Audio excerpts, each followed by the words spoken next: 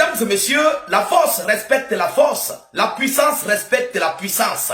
Donald Trump vient de supplier ses alliés de l'Europe et Volodymyr Zelensky d'accepter le cessez-le-feu de Vladimir Poutine, d'accepter en fait une trêve de 3 jours que Poutine a instauré pour le défilé du 9 mai. Alors, laissez-moi vous planter le décor pour ceux-là qui ne sont pas au courant de la situation. Juste après la menace de M. Vladimir Poutine de frapper sur la capitale ukrainienne. Et j'ai même fait une vidéo où Poutine a appelé toutes les ambassades du monde à évacuer leur personnel et leur peuple de Kiev. Juste pourquoi? Parce que évidemment, Volodymyr Zelensky avait dévancé la Fédération de Russie en décrétant sa part de cessez-le-feu hier et avant-hier. Poutine, malgré le cessez-le-feu unilatéral de l'Ukraine, Poutine a frappé sur l'Ukraine. Alors, Volodymyr Zelensky de son côté avait dit qu'il va répondre si la Russie instaure une trêve de 2 ou 3 jours pour leur fête de la victoire de 1945. C'est donc par rapport à ça que Poutine avait lancé un ultimatum, une menace de frapper la capitale ukrainienne, de frapper en fait l'Ukraine. Et la Russie avait demandé l'évacuation d'urgence de toutes les ambassades, leur personnel et leur peuple du territoire ukrainien. Les ambassades du monde. Alors, voyant dans cette situation, les Européens n'ont pas cru à leurs yeux. On faisait allusion à quoi? À l'usage d'une bombe nucléaire. Ça, il faut qu'on se dise de vérité. Hein? Il faut qu'on se dise de vérité. La Russie était dans le but de frapper une bombe nucléaire sur l'Ukraine. Oui, sur l'Ukraine. C'est ça le plan de la Russie. Si Volodymyr Zelensky frappait sur le défilé de la fête de la place rouge, alors Poutine devait utiliser l'arme nucléaire. Voilà le gros problème. Alors, face à cette situation, M. Donald Trump a supplié ses alliés de l'Europe, supplié Volodymyr Zelensky d'abandonner cette expertise, de frapper sur la place rouge. Parce que ça serait un acte suicidaire. Ah oui, ce n'est pas seulement l'Ukraine qui serait frappée, mais les capitales occidentales, et vous savez, lorsqu'on parle du nucléaire, ça va rendre l'Ukraine, plus précisément la capitale ukrainienne, pendant des années inhabitée. Même pas l'oiseau ne va survoler. Il dit l'oiseau. Vous comprenez? Monsieur Donald Trump dit quoi? Il y a eu un deal qui s'est passé entre Donald Trump, Volodymyr Zelensky et Vladimir Poutine. Après avoir supplié ses alliés de l'Europe de laisser tomber les Russes, de fêter leur fête tranquillement. Ah oui, monsieur Trump a supplié ses alliés européens et ukrainiens que pardon, le monsieur là, laissez-le dans sa position. On n'a pas besoin de mots de tête. Parce que où nous sommes là, nous sommes d'abord affaiblis.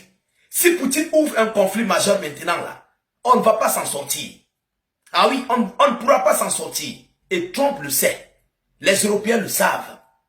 Mesdames et messieurs, écoutez ce que Donald Trump dit par rapport à ce deal.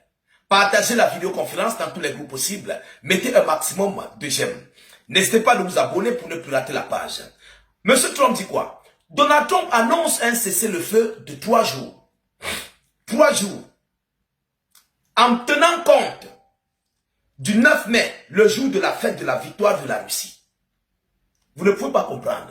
Une fête qui est totalement rejetée par l'Europe, par l'Ukraine, par l'Allemagne, par les alliés de Volodymyr Zelensky. Trump accepte un cessez-le-feu de 3 jours. Oui, en respectant la fête de la victoire de la Russie. Mesdames et messieurs, Donald Trump annonce un cessez-le-feu de 3 jours entre l'Ukraine et la Russie à partir de samedi. Donc dès demain, samedi, le 9, le cessez-le-feu entre en vigueur. Donc à partir, je vous l'ai dit, de minuit, vous comprenez? Le président américain a annoncé ce vendredi un cessez-le-feu de 3 jours entre l'Ukraine et la Fédération de Russie à partir de samedi. Alors que Moscou avait déjà décrété de son côté une trêve unilatérale avant les commémorations en Russie du 9 mai. Reste à savoir si la Russie va accepter ce cessez-le-feu de 3 jours.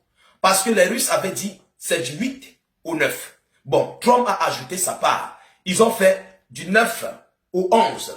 Vous comprenez, je vais entrer dans l'annonce en question.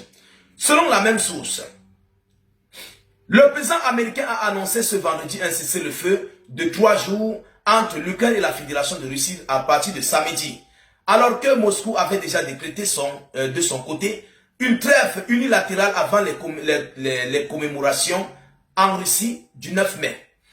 Espérons que ce soit le début de la fin d'une guerre très longue, meurtrière et difficile, a écrit Donald Trump sur sa plateforme Truth Social, précisant que la trêve inclut notamment un échange de prisonniers de 1000 détenus de chaque côté. La trêve demande à ce que chaque côté doit échanger 1000 prisonniers.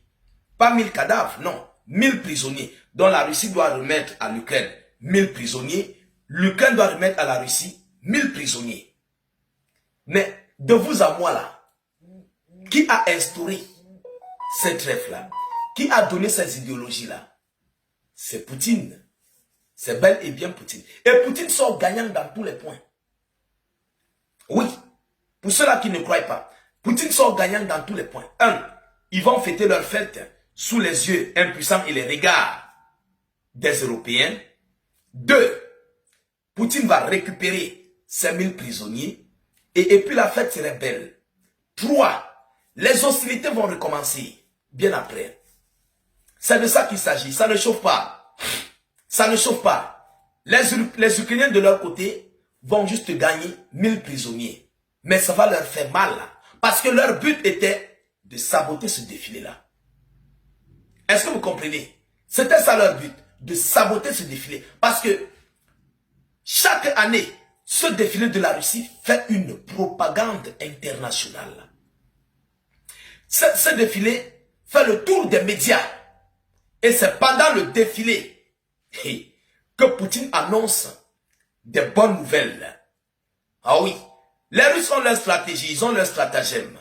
Ils attendent les scènes d'organisation, les festis ou bien les grandes manifestations avant d'annoncer soit une sortie d'une nouvelle arme ou bien une sortie de quelque chose. Donc, c'est toujours pendant les fêtes qu'ils profitent pour passer une annonce importante. C'est ce que les Occidentaux ne veulent pas comprendre. Ils ne veulent pas entendre ça. Parce que Poutine va lâcher quelque chose encore. C'est de ça qu'il s'agit. Les Russes, imbattables et toujours forts. Mesdames, Mesdemoiselles et Messieurs, j'espère que Volodymyr Zelensky n'aura que ses yeux pour pleurer. Et ils feront tout et pour tout pour briser ce cessez-le-feu-là. Moi, je le sais. Ils feront tout leur moyen possible pour faire échouer et faire tomber ce cessez-le-feu. Vous comprenez? Alors, c'est une victoire de la Fédération de Russie, hein? Ça, il faut le dire. Voilà l'information que j'avais à vous relayer dans cette vidéoconférence. Partagez au maximum. Mettez-la partout à travers le monde. Sécurisez la vidéo pour mieux mettre maximum de j'aime. Voilà, contre les signalements et autres. Je vous reviens tout à l'heure pour une prochaine série d'informations. Soyez encore salués une fois de plus. Ciao, ciao.